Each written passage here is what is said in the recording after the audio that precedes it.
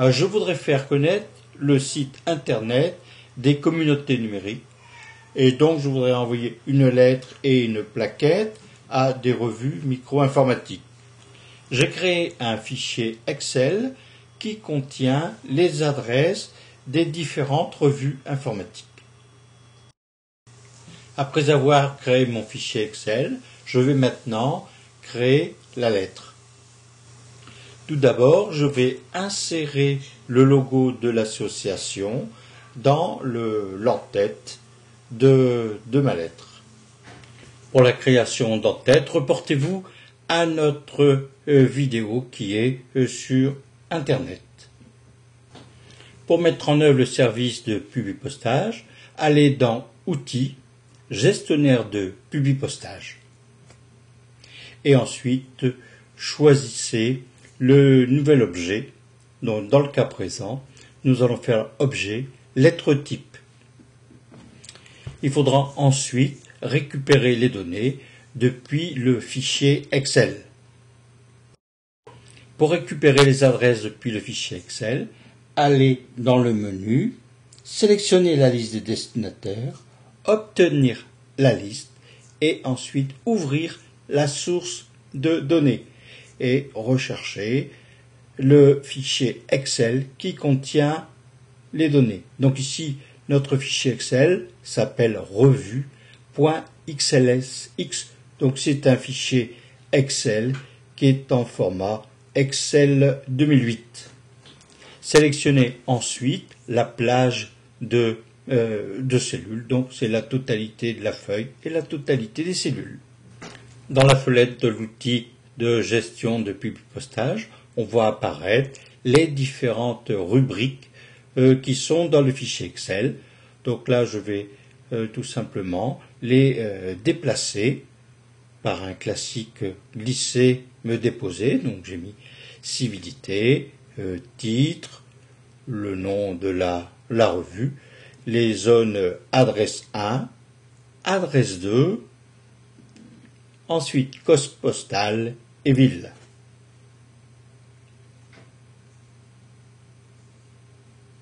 Voilà mon code postal. Et ensuite la ville.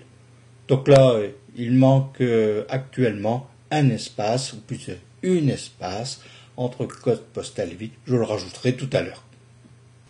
Et voici notre lettre renseignée des données venant du fichier Excel. Donc là, je vais pouvoir visualiser le contenu en cliquant sur l'outil mode Publipostage. Donc là, je vois en clair le contenu de mon fichier. Donc là, comme je disais tout à l'heure, je vais rajouter un espace entre code postal et ville. Et voici maintenant donc le contenu de mes lettres. Donc là, je peux me promener dans mes différentes fiches en cliquant sur l'outil fiche suivante. Voici maintenant notre lettre qui a été complétée du texte proprement dit. Après avoir sauvegardé la lettre, je vais maintenant aller rouvrir cette lettre et y faire des sélections d'adresses. Ma lettre ayant un lien vers le fichier Excel, Word va lancer l'ouverture de ce fichier Excel. Et voici donc ma lettre telle qu'elle est. Donc là maintenant je vais faire une sélection de destinataire. Je vais aller sélectionner les fiches qui contiennent 1 dans la zone C, c'est-à-dire qui identifie en réalité les revues. Ma sélection a été activée, donc là je peux récupérer mes lettres qui ont été générées, soit les envoyer sur l'imprimante, soit les fusionner dans un document. Donc le document s'appelle lettre type 1. Donc là, je vais parcourir pour jeter un petit coup d'œil, voir s'il n'y a pas d'anomalie.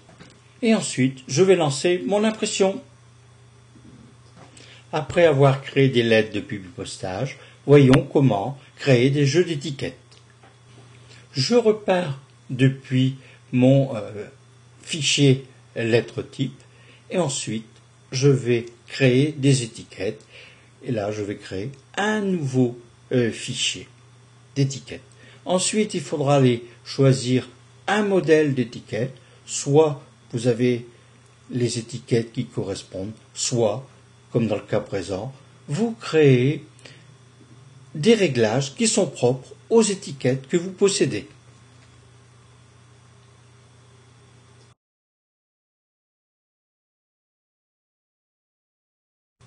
Voici maintenant ma planche d'étiquette. Il faudra maintenant y ajouter les données venant du fichier Excel. Dans le menu Obtenir la liste, choisissez Ouvrir la zone de données et allez sélectionner le fichier. Donc là, il s'agit toujours de mon fichier revue.xlxx. Maintenant, dans la fenêtre Étiquette, on ira rechercher chaque zone à insérer sur les étiquettes. Donc là, ça va prendre le titre, revue, adresse 1, adresse 2, code postal et ville.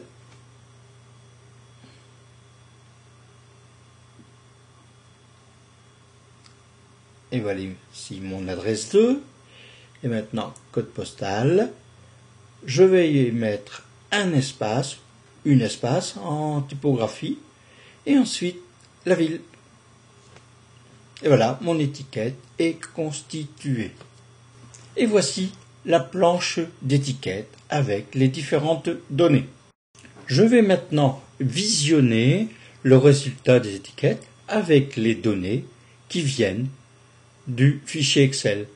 Donc là, vous avez les données réelles en clair. Bon, la taille de police ne correspondant pas exactement à ce que je voudrais, je sélectionne la totalité de ma planche d'étiquette et je change la police, donc une Verdana en taille 10. Et voilà ma nouvelle planche d'étiquette. Avant de continuer d'autres travaux, je vais procéder à la sauvegarde du fichier étiquette. Je vais donner un nom à mon fichier et je vais le sauvegarder dans le dossier comme num. Donc là, le nom du fichier sera revue-étiquette. .doc ou .docx dans le cas présent.